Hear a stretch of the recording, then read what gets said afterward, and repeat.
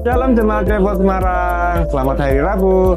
Semoga kalian terberkati ya sama khotbah hari ini. Kali ini aku akan memberikan beberapa pengumuman untuk minggu ini. Yang pertama, ada Home Eternity tanggal 28 Februari pukul 4 sore di gedung gereja.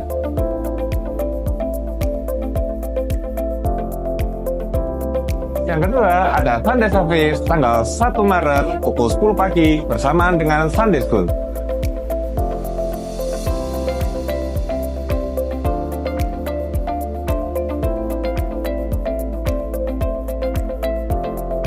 Bagi Bapak Ibu yang ingin memberikan persembahan, bisa memberikannya di kotak-kotak sekitar Bapak Ibu dan juga di QRIS di depan Bapak Ibu. Jangan lupa untuk follow sosial media gereja di Facebook, Instagram, WhatsApp channel, dan juga YouTube. One Vision, One Heart for Harvesting. Yeay! Sekian pengumuman dari saya. Tuhan Yesus memberkati. See you!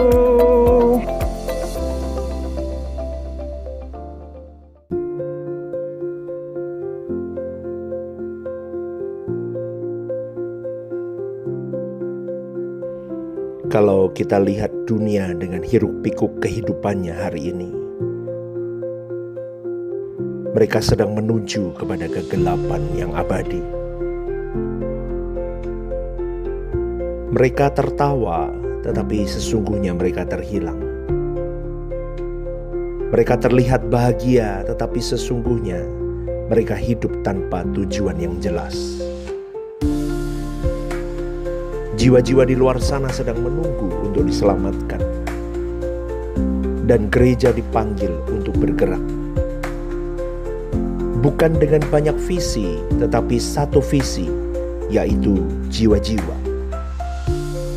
Ayo bergandengan tangan, satukan hati, satukan visi, untuk menuai lebih banyak jiwa bagi kerajaan Allah. Ini bukan tentang kita. Ini tentang visi Tuhan yang dipercayakan kepada gerejanya. Ketika hati disatukan, visi Tuhan menjadi jelas.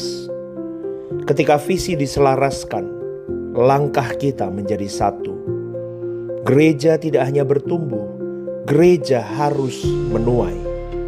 Tuhan tidak memanggil kita untuk berjalan sendiri. Ia memanggil kita untuk berjalan bersama, bergandengan tangan, dalam satu visi dan satu hati. Bukan untuk membangun nama, tetapi belajar memiliki hati yang pecah untuk jiwa-jiwa. Satu arah, satu komando, satu gerakan menuju penuaian jiwa-jiwa. Rehoboth Semarang, tahun ini tahun penuaian. The year, one vision and heart for harvesting.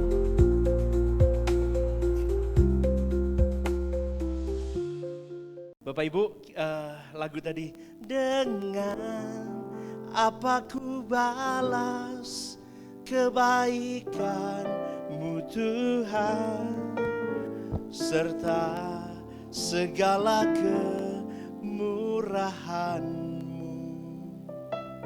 Resapi kalimatnya. Kini aku serahkan segenap hidupku, ku mau mengabdi padamu Tuhanku. Anda dan saya bisa mengabdi. Anda bisa mengabdi kepada Tuhan secara utuh dan sempurna di mata Allah. Kalau Anda dan saya berjuang mendandani diri kita, baik di dalam batin, baik di dalam jiwa, baik di dalam roh kita. Maaf, ini rohnya huruf kecil. Kesemuanya ini harus ada satu kalimat yang dikatakan kecantikan.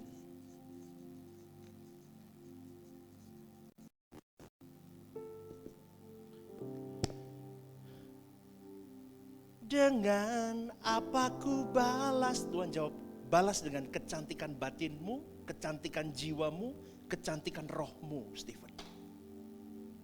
Sampai di sini Anda nangkap dulu ya. Kecantikan batin itu sifatnya lebih kepada karakter. Ini lebih kepada karakter atau etis.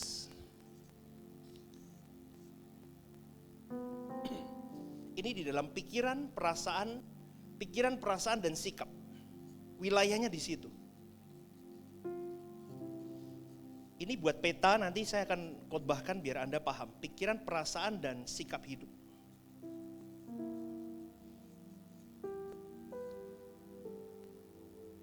Jadi kecantikan batin itu kelihatan dari karakternya. Dari perilaku baiknya. Dari tutur kata yang lembut. Dari kesabarannya. Dari etika hidupnya. Itu kecantikan batin. Supaya kita paham bedanya kecantikan batin, jiwa dan roh. Tetapi seseorang bisa memiliki kecantikan batin, saudaraku, tanpa sungguh-sungguh hidup di dalam kehendak Allah. Dia bisa bertutur kata baik,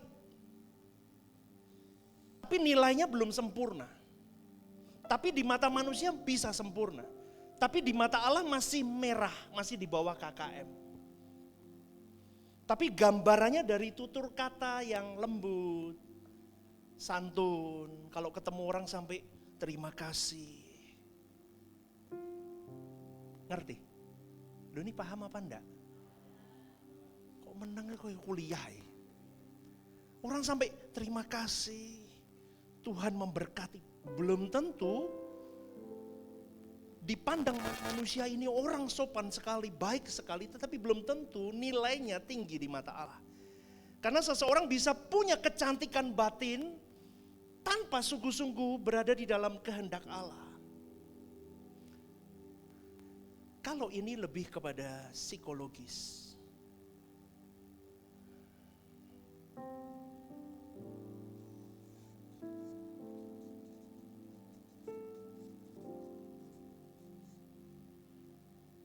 Dan areanya adalah di dalam willingness, kehendak.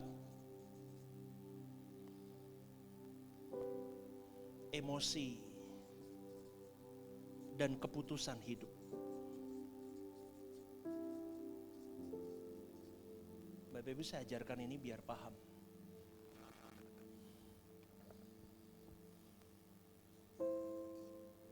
Tapi area dia tinggal itu dalam kehendaknya, emosinya, dan keputusan-keputusan hidupnya.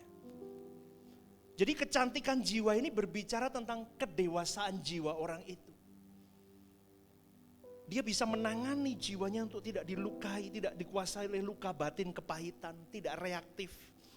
Mampu mengampuni, memiliki ketenangan, teduh, stabilitas hidup, tapi nilainya juga belum sempurna.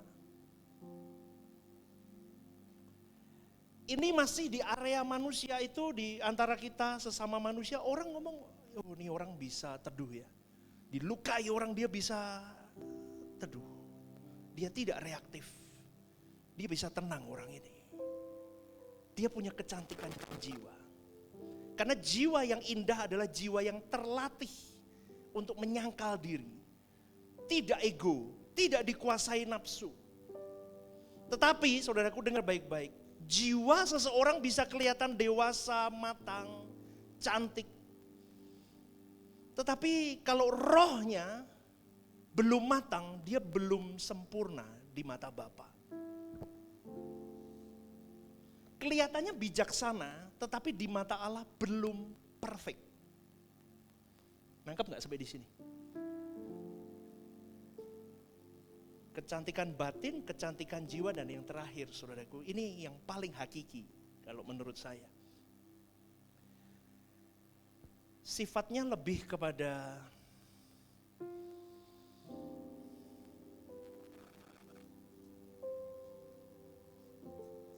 ilahi dan kekal.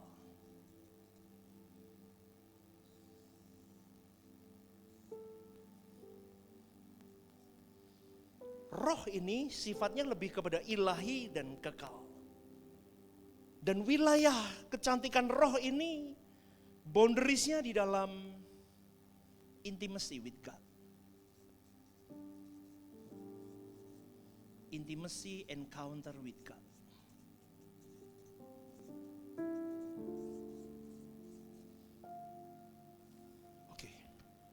Oke, ini bisa jadi panutan untuk kita belajar malam hari ini. Inilah puncak keindahan manusia di mata Allah. Kalau seseorang memiliki kecantikan roh, berarti hidupnya intim dengan Allah. Di dalam keintiman dengan Allah itu, dia akan mulai menemukan rajutan bonding dengan Allah.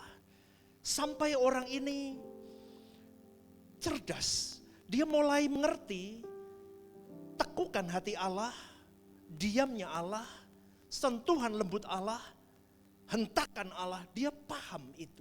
Itu yang saya sebut dengan kecerdasan atau kecantikan roh itu dimulai dari seseorang yang duduk diam dekat kaki Tuhan, mengenali Sang Pencipta, Sang Khalik hidupnya. Dan di dalam rajutan hidupnya itu, dia mulai memiliki takut akan Tuhan yang proporsional. Dia takut akan Tuhan bukan karena takut masuk neraka. Dia bukan takut karena takut tidak diberkati, tetapi dia takut untuk melukai hati Allahnya. Itu kekristenan yang tinggi. Itu relasi bertuhan yang tinggi. Dan itu yang seharusnya engkau dan saya miliki, yang bisa menembus batas karena engkau dan saya punya akses itu. Amin gak saudaraku? Rohmu peka, rohmu taat, rohmu haus akan kebenaran. Maka hidupmu hanya untuk menyenangkan Allah. Itu lahir dari dalam, dan itu gimana saya ngomongnya ya? Itu ilahi, makanya dengan apa ku balas kebaikan-Mu Tuhan, serta segala kemurahan-Mu.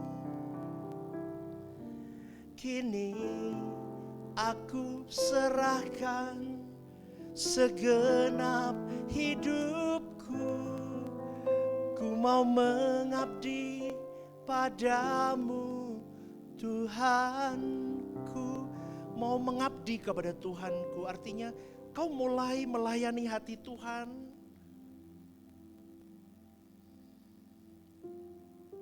Gimana ngomongnya? Melayani hati Tuhan dengan satu kalimat, aku mau memburu dia sampai tidak hanya intim, sampai aku ketemu dia. Kalau belum ketemu, aku belum puas. Aku harus ketemu, getol sampai begitu.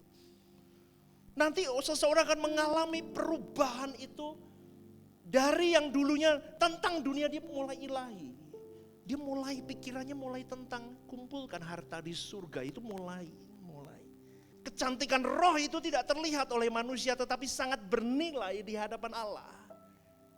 Tetapi kecantikan roh itu akan memberi dampak atau impartasi kepada orang-orang di sekitarmu tanpa mereka sadari, loh orang ini kok berubah. Batinnya cantik, jiwanya mulai cantik. Inilah yang menentukan, saudaraku, kecantikan roh ini yang menentukan kelayakan seseorang masuk kerajaan Allah atau tidak. Kalau saya ringkas begini, kecantikan batin baik di mata manusia. Kecantikan jiwa matang di dalam kepribadiannya baik di mata manusia. Tetapi semuanya itu tidak akan pernah mengalami nilai perfect tanpa ini jelas. Paham gak Bapak Ibu? Ini baik di mata manusia mungkin nilainya 70 atau 80 atau 90. Sama, ini juga sama. Tetapi kalau kau mengalami ini, automatically semua akan terdampak. Itu yang mau saya, kan Bapak Ibu seringkali bingung kan, apa bedanya batin, jiwa, dan roh, ini saya jelasin. Banyak orang berusaha untuk cantik di hadapan manusia lain. Apalagi kalau dia orang-orang yang berpengaruh. Apalagi kalau dia punya jabatan atau profesi yang menuntut wajah kehormatan, wajah kesucian. Seperti saya nih, saya bisa berpura-pura memiliki kecantikan rohani di mata kalian. Karena Anda tidak tahu hidup saya. Anda harus tahu hidup saya. Gembalamu ini harus Anda korek hidup saya. Amin gak nih? Dan saya siap dilihat. Dan saya siap dikoreksi. Dan saya siap untuk dibuka sejelas-jelasnya, ini hidup saya. Supaya Anda mengikuti pathway hidup saya. Saya percaya saudaraku, setiap kita tidak pernah lepas dari yang namanya kelemahan dan kekurangan. Tetapi semuanya itu bisa kita usahakan kalau kau dan saya mau berjuang, memiliki kecantikan yang benar-benar bernilai di mata Bapamu dengan mengejar kecantikan rohmu, keelokan rohmu di hadapan Bapa. Dengan apa? Berjumpalah dengan Dia. Yesus tidak akan pernah memiliki kecantikan dan kepenuhan Allah. Tidak akan kepenuhan logos itu. Kalau Yesus tidak sungguh-sungguh terus merapat hidupnya kepada Bapanya. Saya rindu kalian semua mengerti hal ini. Kau dan saya bagaimana bisa memiliki keelokan roh, pastor? Kau harus kepenuhan logos itu sendiri. Kau tidak mau kepenuhan Allah itu sendiri. Tiap hari tidak boleh keluar dari hadirat Allah. Tiap hari mengunci, mengurung, dan dengan sengaja aku memenjarakan diriku di dalam hadirat Allah. Ngerti gak sih saudaraku? Ini yang saya maksud, penjarakan dirimu. Jangan keluar dari hadirat Allah. Kau bisa berbuat serong, aku tidak mau. Tadi lagu sebelum lagu terakhir itu lagu apa? Saya tuh bodoh lagu Bapak Ibu, tapi enak lagunya tadi. Buatku tinggal di dalammu, itu ya. Refnya gimana? Haus hatiku selalu bersama. Lah ini, Yahweh Bapakku. Terus setiap waktu dimanapun berada. Terus apa? Ku bersamamu. Yang aku perlu hanyalah dirimu, satu-satunya. Katakan, ku tinggal tetap di hadiratmu, ya Bapa. Ayo nyanyi bersama, katakan, oh haus hatiku, haus hatiku selalu bersama Yahweh Bapakku. Kami rindu merapat kepadamu Bapa. Setiap waktu dimanapun berada, ku bersamamu, ku intim denganmu Allahku. Oh katakan, yes Lord, yang aku perlu hanyalah dirimu. Katakan, satu-satunya. Amin. Ku tinggal tetap di hadiratmu, ya Bapa. Ini lagu saudaraku menggambarkan lagi. Duh, lagu GSK itu begitu semua. Bapak Ibu dengerin ya, semua lagu GSK yang Anda cari satu titik poinnya. Pertama, mesti kau diajak habis dulu. Gak percaya? Coba dengerin semua lagu GSKI. Titik poin yang pertama, kau diajak habis manusia lamamu. Dan yang kedua, habis untuk Tuhan. Dan yang ketiga, segenap itu terus ditanamkan. Sampai kau tidak bisa lepas sama Tuhan. Maka kalau kau dan saya saudaraku tidak mengerti akan hal ini, peta ini, selamanya kau akan meleset. Dan kalau orang meleset, maka saya katakan apa? Jiwanya sakit. Loh pastor kok ngomong jiwanya sakit, berarti saya sakit jiwa ngiler-ngiler begitu? Enggak, saudaraku. Jiwamu sakit. Dalam Matius 9 ayat 12-13 dikatakan begini, Yesus mendengarnya dan berkata, bukan orang sehat yang memerlukan tabib, tapi orang sakit. Jadi pergilah dan pelajarilah arti firman ini. Yang ku kehendaki ialah belas kasihan dan bukan persembahan. Karena aku datang bukan untuk memanggil orang benar, melainkan orang berdosa. Saudaraku, setiap kita pasti pernah meminta sesuatu kepada Tuhan. Apapun itu, baik itu menyangkut masalah kesehatan, keuangan, rumah tanggamu, ekonomimu. Tapi pernah gak Anda sungguh-sungguh memohon di dalam keintimanmu dengan Tuhan? Kau berkata, Tuhan kasihanilah aku, sembuhkan jiwaku, sembuhkan batinku, sembuhkan rohku. Pernah gak? Nah, itu yang harus ditanyakan dalam diri kita. Selama ini belum pulih, saudaraku, kita sakit jiwa. Saya mengatakan ini bukan ini pastor ngawur ini, ngedan ke wong, enggak loh. Enggak, saudaraku. Tetapi sejatinya jiwamu dan jiwaku belum utuh. Karaktermu dan karakterku belum sesuai dengan kehendak Allah. Dan kau dan saya seharusnya mulai mempersoalkan hal ini dengan sungguh-sungguh di hadapan Allah. Bagaimana pastor kalau kita bisa tahu bahwa aku masih sakit jiwa? Coba teliti. Semua respon otomatismu itu tanda sakit atau tidak jiwamu. Mudeng apa enggak?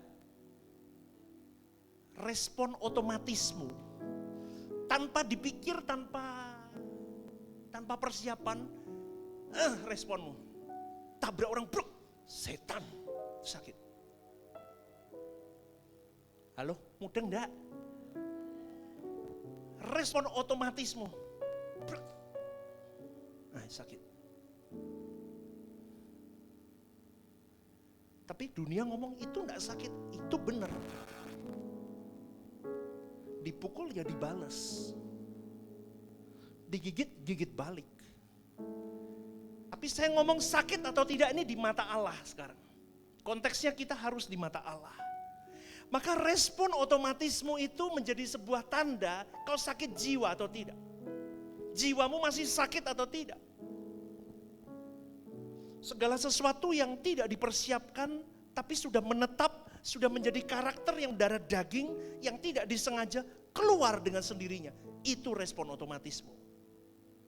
Misal dalam percakapan, jam saya itu misalnya jam tertentu yang 1 triliun harganya. Saya ngomong sama mereka sambil begini-begini, iya, jam berapa ya? Kita mau ketemu nanti makan malam jam berapa? Sambil begini-begini, jamnya begini-begini. Itu orang sakit jiwa. Maaf ya, kalau ada yang begitu bertobat kau. Nanti punya mobil baru ya. Oh iya, diajak ngobrol, temennya diajak ngobrol. Biar sampai pagi, biar dia lihat temennya tuh kalau dia naik mobil loh, itu ada loh sakit jiwa. Oh iya begitu ya, yuk. Yuk sambil ngobrol disengaja dia. Dia padahal tahu aturan diikat bisa. Tapi dia mau nunjukin mobil barunya. Diajak ngobrol terus sampai, oh iya ya, oke deh. Didit, woi bangga dia. Gagah dia naik, itu sakit jiwa. Bapak Ibu, saya ngomong begini supaya kita mengerti percakapan. Oh iya, gak mau kalah. Oh iya, ada orang gak mau kalah kan? Orang ngomong A, oh saya A+. Oh dia ngomong B, saya B+. Terus, itu sakit jiwa saudaraku. Di percakapan, di lingkungan hari hidup. Saat berkendara dipotong orang. Saya tuh masih sakit jiwa kadang. Saya masih kadang gagal loh, dipotong sama mobil lain. Wung. Loh kadang itu orang nyetir kayak orang nyetir motor. Kadang meripet dari pinggir Bapak Ibu. Kadang betul gak? Loh nyetir mobil itu kan lurus begini. Kamu kalau mau motong ke kiri, itu hati-hati. Gak semua orang apalagi jalannya sempit. Itu ada yang Kalau kita reaktif, sakit jiwa. Saya ngomong begini supaya kalian mengerti bahwa gejala sakit jiwa itu masih ada. Kita mulai marah, kita mulai uring-uringan ketika mendengar sesuatu tentang kita diburukkan sama orang lain. Loh, aku diomong ngono. Aku diomong ngono. Aku diomong mangan duit. Lu kurang ajari. Oh, mulai mulai matanya merah semua, kepalanya merah semua, mulai sakit jiwa itu. Siapa di sini yang begitu udah nggak usah angkat tangan, sadar diri, bertobat. Masing-masing kita ini berbeda karena kelemahan kita masing-masing juga. Setiap orang berbeda, tetapi kita harus mulai menyadari bahwa belum cantik batinmu, belum cantik jiwamu, apalagi rohmu. Padahal kita udah berpuluh tahun ikut Tuhan. Sehingga respon otomatis dari hal negatif itu gak kunjung kita bisa kuasai itu. Kalau kau dan saya mulai menyadari hal ini, saudaraku, sore malam hari ini. Ayo, semua hal negatif itu mulai kita tangkap, kita ubah menjadi positif. Amin, saudaraku. Amin, itu perjuangan. Saat ditabrak orang, brok mobilmu. Kamu enggak usah marah. Lah ini saya lolos loh. Saya lolos Bapak Ibu. Beberapa waktu lalu ya, di depan Hotel Gracia di atas mobil saya ditabrak, brok. Saya ingat saya harus respon positif yang baik. Tukang Grab yang nabrak, naiknya mobil apa itu? Lupa saya, Sigra kalau nggak salah. Brok. Saya baru duduk nyundul begini kok. Wah penyok ini. Padahal dulu saya kalau mobil hitam dipegang gini aja, nggak boleh, nanti lecet. Loh, mobil hitam itu suka sarang laba-laba Bapak Ibu. Betul nggak? Loh kok ya aku tok loh, kalian itu enggak. Berarti Anda melihat saya aneh toh. Pendeta ini memang aneh, tapi saya suka begitu saudaraku, jangan.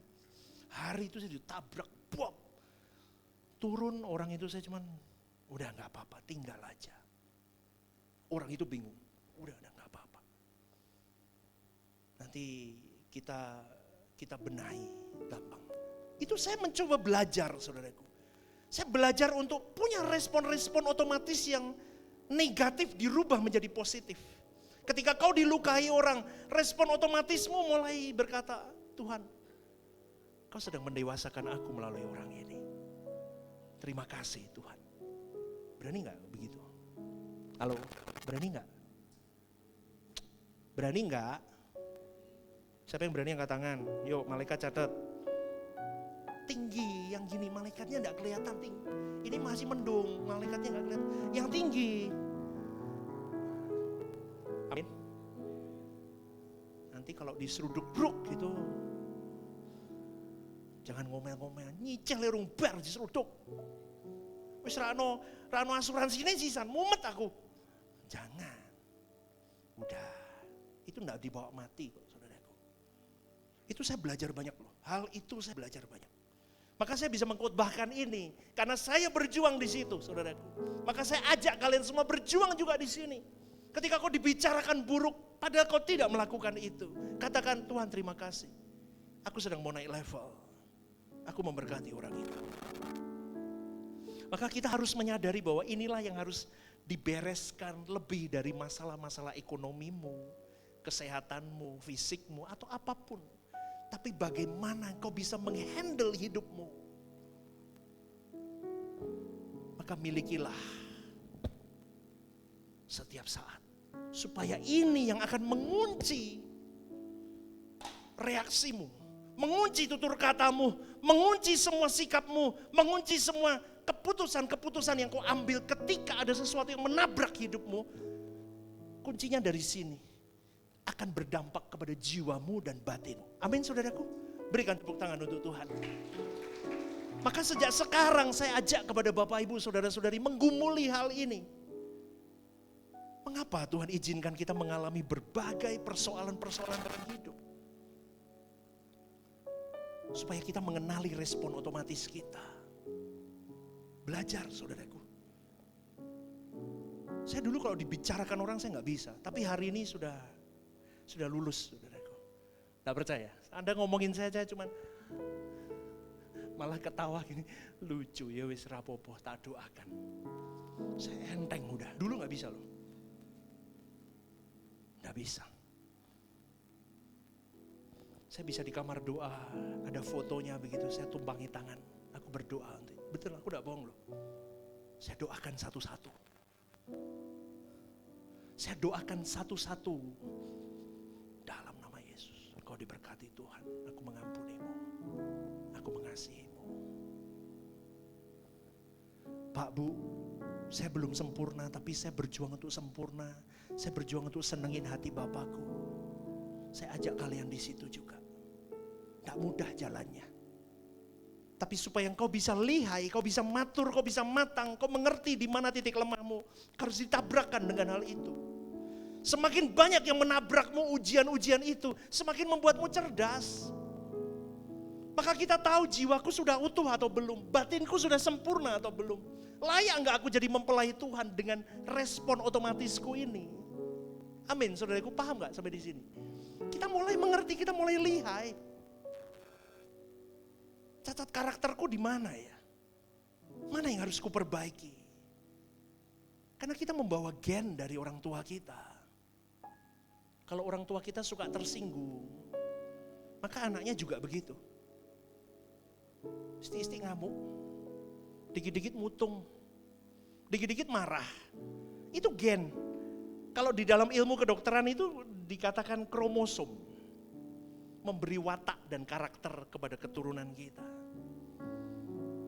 Dan yang kedua, dari mana kita memiliki cacat karakter itu? Dari lingkungan. Waktu kecil mungkin kita sering tidak diperlakukan secara adil oleh lingkungan kita.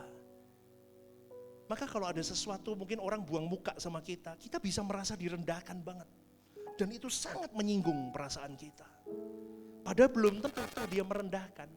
Cacat karakter kita itu di mana Anda dan saya yang tahu pribadi lepas pribadi. Saya mulai menyadari itu dan saya mulai mencoba di mana cacat karakter saya. Benahi, saudaraku. Kita nggak boleh ditenggelamkan dengan gen orang tua kita, dengan kutuk orang tua kita, dengan lingkungan kita. No, aku mau sempurna di mata Bapakku. Setuju nggak? Aku mau perfect. Kalau nggak perfect, nggak selesai hidupku. Aku harus, ketika aku menutup mata, aku harus perfect nilaiku. Maka bersyukurlah kalau kau ditabrak dengan banyak hal dalam hidupmu. Seperti beberapa hari yang lalu saya katakan, ada jackpot ilahi yang harus kau temukan di setiap tabrakan hidupmu yang berat itu. Semakin berat kadar masalahmu, semakin berat tekanan yang kau miliki, semakin membawamu cepat, semakin cerdas. Itu saudaraku. Karena iblis itu lihai, dia tahu cacat karaktermu dan cacat karakter kita. Maka dia kasih umpan di dalam kelemahanmu dan kelemahanku. Tujuannya apa? Remuk ini. Kalau ini remuk, kamu ketemu sama orang lain, kau jadi batu sandungan. Gereja, pelayanan, pendeta model begitu, kenapa? Ini cacat kita. Kenapa? Karena roh kita gak sempurna. Kita gak kepenuhan Allah. Maka ini cacat dan itu akan menjatuhkan banyak jiwa. Saudaraku, ini saya pahami ketika di awal saya bodoh pelayanan. Pelayanan itu bukan tentang skill saja. Tapi pelayanan itu yang paling penting adalah ini. Dengar baik-baik, apapun yang kau lakukan, semua hal pelayanan gerejawi atau pelayanan Anda di luar sebagai apapun profesimu. Nih, kuncinya ini dulu. Ini sumber dari segala-galanya. Amin gak saudaraku? Dari sini source-mu baru betul. Pernikahanmu benar, didik anak benar. Kalau sakit jiwa, didik anak ya sakit jiwa. Makanya lahir di zaman ini banyak anak sakit jiwa. Ditegur gak boleh. Mama Ewira negur, udah pernah marahin kok kamu marahin. Lihat. Betul apa enggak? Yang profesi guru-guru itu stres loh. Hari ini. Coba. Pekerjaan paling sulit itu guru. kurang ajar, ditegur tapi nanti kena bui. Tidak ditegur. Kita punya moral untuk mendidik anak itu. Susah loh. Kenapa? Karena banyak orang sakit jiwa hari ini. Karena dia tidak bertuhan dengan benar, dia tidak ketemu dengan Tuhan, dia tidak mengalami sebuah perubahan paradigma, perubahan pikiran, perubahan perasaan, perubahan fokus hidup, perubahan makna dan tujuan hidup, meleset jadinya. Dan iblis lihat itu dan dia mainkan di zaman ini. Habis saudaraku. Saudaraku, sekali lagi saya dengan kasih saya mau ajak kepada kita semua. Berjuang. Naik levelmu pelan-pelan enggak apa-apa. Jangan merasa dihakimi, udah jalan aja. Saya pertama-tama dulu juga sama kok. Kenapa ya begini ya? Karena pelayanan itu bukan untuk ajang menyakiti dan disakiti sebetulnya. Setuju gak Bapak Ibu? Tapi gereja hari ini pelayanan itu jadi ajang menyakiti dan disakiti. Dan akhirnya jadi manusia yang saling tersakiti. Rumah tangga juga sama, bukan tempat untuk menyakiti dan disakiti. Itu yang membuat saya mulai berpikir di mana masalahnya. Lah ini ketemu. Kalau orang sudah kepegang hatinya, pikirannya, perasaannya, ditabrak itu udah enggak.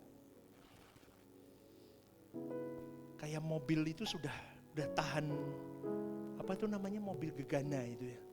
Dilempari batu udah mental, udah enggak apa-apa. Kristenmu dan Kristenku harus di level itu. Eksternal tidak boleh mengganggu hubunganmu dengan Tuhan. Amin. Apapun itu. Apa yang kau lihat, apa yang kau dengar, apa yang ada di sekitarmu tidak boleh mengganggu hubunganmu dengan Tuhan. Tadi saya rekaman untuk hari Jumat nih. Kalau nggak salah saya ngomong begini, saya lupa. Kalau sudah ngomong saya lupa. Orang Kristen itu harus, orang Kristen yang sejati ya, harus sampai di titik begini. Aku hanya punya Tuhan. Titik. Ulang. Aku hanya punya berarti sekarang yang ada di tanganmu, istrimu, suamimu, anakmu, menantumu, hartamu, pelayananmu, mimbarmu, semua ini bukan milik kita. Kalau suatu hari diambil, kita baik-baik saja. Aku hanya punya Tuhan. Rohku dewasa matang. It's okay. Kalau kau tidak punya ini hari ini, kau bisa gila, saudaraku. Inimu akan rusak semua dan kau akan mengutuki Tuhan. Pegang omongan saya. Atau suami istri masih baik, tiba-tiba anakmu dampil, tiba-tiba pekerjaanmu lenyap, tiba-tiba bisnismu kolaps habis, semua harta bendamu habis, loss habis. Kalau kau tidak punya Tuhan, jiwamu rusak, baik. Kau akan ngutukin Tuhan. Ora usah gereja-gerejonan, ora usah Tuhan-Tuhanan. Percuma, psikologimu habis. Saya mau katakan itu saudaraku, maka ini semua akan dihajar kuasa gelap. Kau akan lari dari Tuhan. Tapi kalau orang cerdas, seperti pernah saya gambarkan, nih, Tuhan satu-satunya. Udah, mau kayak apapun, Tuhan satu-satunya.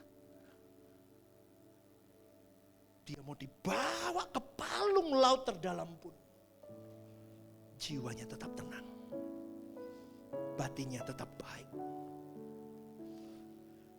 Itu latihan supaya kau sadar di titik-titik ekstrim itu nanti. Kau harus berlatih dari titik-titik yang biasa dulu, tapi setiap kita akan ditinggalkan dan meninggalkan. Aku gak menikah, oke. Tapi kau akan kehilangan orang tuamu kalau orang tuamu dipanggil Tuhan. Itu kayak apa ya, dunia runtuh. Betul?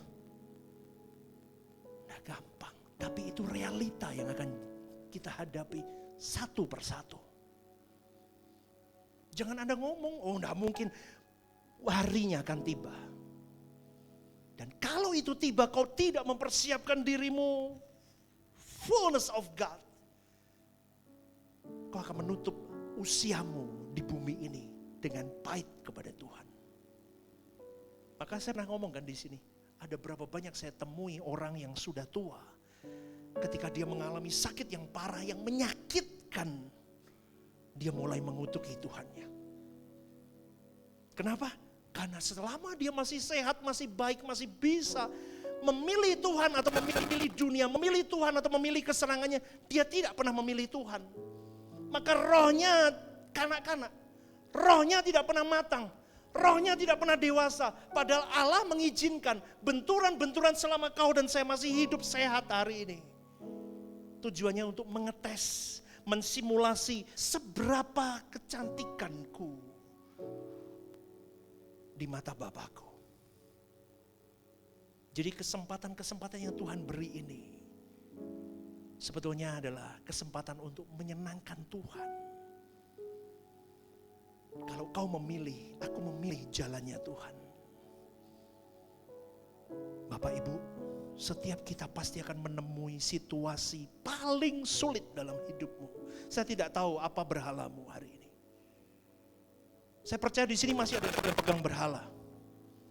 Baik itu pasanganmu, pekerjaanmu, duitmu, saya nggak tahu. Tapi pasti masih banyak di sini yang begitu. Percayalah saudaraku, lepaskan itu mulai hari ini. Berani tanggalkan. Berani tanggalkan. Jangan sampai Tuhan yang mencabutnya di tanganmu secara paksa, itu akan menyakitkan. Saya dipaksa dicabut karena dia sayang sama saya. Dan itu menyakitkan.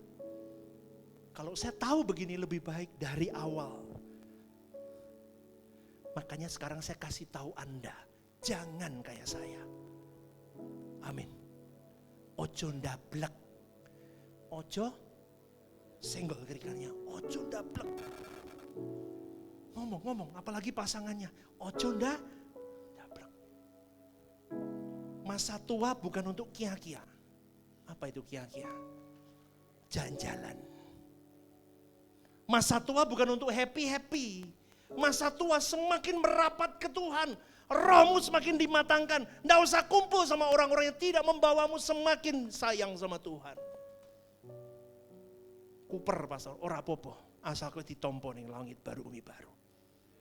Daripada kamu kumpul sama banyak orang, tapi tiap hari jiwamu dirusak dengan berbagai hal.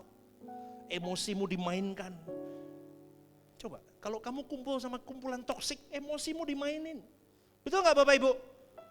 Kumpulan emosi, jengkel aku, pulang, guru pikiranmu, perasaanmu, buk. Gulunya kencang semua, raiso turu aku, budrak aku, ngapain? Halo, saya ngomong ini apa adanya loh Bapak Ibu, ini praktek hidup loh. Kemudian keputusan hidupmu mulai rusak, sikapmu rusak, perasaanmu rusak, pikiranmu rusak semua. Jadi Kristen itu sekolah saudaraku. Kristen itu gak bisa gak sekolah. Kalau orang Kristen tahu Kristen itu sekolah, gereja ini udah penuh. Karena dia gak tahu bahwa Kristen itu harus sekolah, masuk gereja ini males. PR-nya ulangannya betul apa enggak? Ulangan masuk pertama, hidup suci. Wah, apaan ini pendeta satu ini? Males. Coba loh, Kristen itu sekolah kehidupan. Proses belajar, proses berubah. Apa? Proses belajar, proses berubah, belajar berubah, belajar berubah, belajar berubah. ngerti, cerdas, terus naik. Jangan jadi murid. Coba Bapak Ibu, anakmu kelas 2 SD terus sampai umur 30 brengosan masih kelas. Anda nangis gak begitu? Jawab. Pak ini Peter ketawa membayangkan brengosan pakai celana pendek bawa botol minum pula. Aduh Tuhan. Coba bayangin, Tuhan Allah Bapa lihat kita begitu, lu jangan ketawa.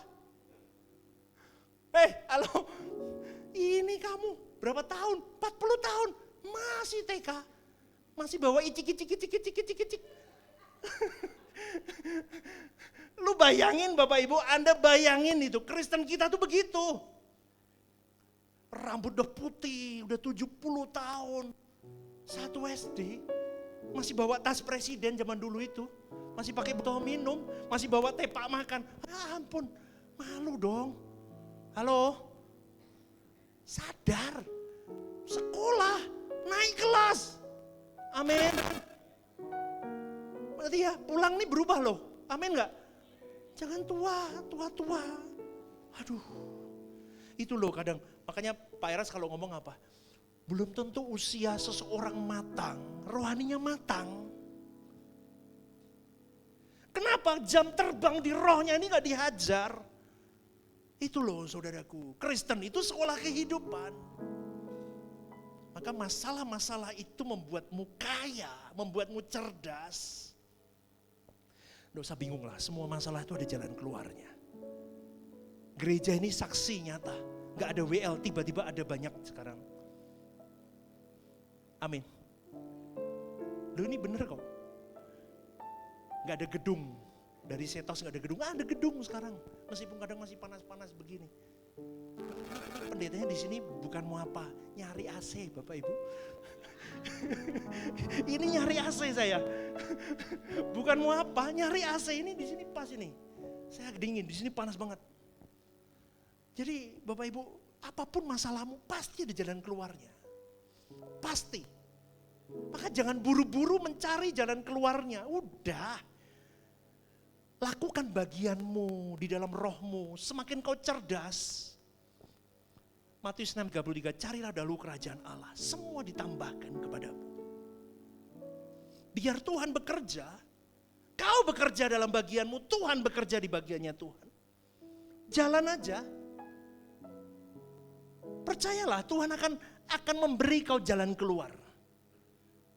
Tapi untuk keselamatan Tuhan sudah berikan bagiannya. Ini jalan keluarnya di kamu sendiri. Kamu mau garap rohmu, jiwamu dan batinmu apa enggak? Itu Tuhan enggak bisa ambil alih lagi. Bagiannya sudah selesai. Sekarang bagianmu. Lah Tuhan itu ngomong, makanya kau sulit ekonomi supaya kau semakin gandul sama aku. Kenapa aku tidak beri kau momongan supaya kau mengharapkan kepadaku dan kau memiliki aku. Aku tahu kalau kau kuberi momongan, kau akan cintai anakmu lebih dari aku. Bisa gak Tuhan ngomong begitu? Bisa. Kau tidak kuberi kaya, kau tidak kuberi bisnismu besar. Kenapa? Kalau kau kuberi besar, kau tidak akan pernah cerdas dengan rohmu. Kenapa? Kau akan semakin cinta uang. Itu kasih sayang Tuhan. Masalah itu sebetulnya kasih sayang Tuhan. Atau boleh saya katakan boundaries, pagar yang diberi Tuhan. Supaya kita tidak terjun ke neraka. Maka bersyukur, hidup itu indah. Senyum, kalau orang hidup itu indah senyum. Mana mukanya? Hidup itu senyum. BCA 2727 itu. Giginya harus kelihatan senyum. Amin. Hidup itu bahagia gak? Yang bahagia angkat tangan. Dari hati. Baleni, hidup itu bahagia gak? Ono segera angkat tangan ini mungkin ora pastor. Ya tidak apa-apa, temukan dulu kebahagiaan. Ikut Tuhan itu paling bahagia. Pas, salon, pas. Makan kekenyangan, mau tidur, kadang naik asamnya. Kurang makan, kuruk, susah. Pas, bobo enak. Semua itu pas ikut Tuhan. Kenapa orang bisa menerima pas itu? Setelah orang menggarap rohnya, menggarap jiwa dan batinnya, sampai dia mulai melihat maunya Allah dalam hidupnya. Dulu Allah ditarik untuk menyesuaikan maunya, ketika orang sudah mulai cerdas ini, dia mulai minta ditarik Allah untuk sesuai maunya Allah. Orang begini mulai puas, teduh. Mulai yang dulunya angkat tangan, hidup itu indah gak? Masih begini. Kalau di gereja, bahagia gak sama hidupmu? Masih begini. Kan masih di sini, masih narik Allah, bahagia gak? Tapi mulai begini, lumayan. Mulai gini, gini. Mulai gini, bahagia sekali. Amin gak? Berproseslah. Sekali lagi, saya tutup. Saya gak selesaikan ya, banyak ini. Minggu deh lanjut lagi. Ya, jangan sibuk dengan banyak kesibukan. PR-mu banyak. PR-mu banyak, saudaraku. Maka jangan sibuk dengan hal-hal dunia saja. Hal dunia akan terpengaruh dengan hal di alam roh. Amin. Alam rohmu itu kayak IC-nya. Ya, kayak IC-nya. Itu yang mempengaruhi. Ini kinerjanya. Itu kalau motor matic itu CVT-nya di sini. Betul ya, CVT ya. Bahan bakarnya di sini. Wah, itu bisa membawamu laju ke Tuhan. Pulang, renungkan firman ini, cek dirimu dengan jujur, buka-bukaan di hadapan Allah. Aku masih sakit jiwa apa enggak? Di bagian mana yang buat aku sakit jiwa? Orang bisa tes lagi sakit jiwa ketika pelayanan. Di pekerjaan belum bisa ngetes truly, karena masih ada unsur uang di dalamnya. Betul? Orang masih bisa siap karena uang. Tapi di gereja kan tidak ada uang di antara kita. Saya pernah baca satu buku Pak Eras ngomongnya begini. Seseorang teruji kalau dia tidak hanya bermeditasi di gua-gua.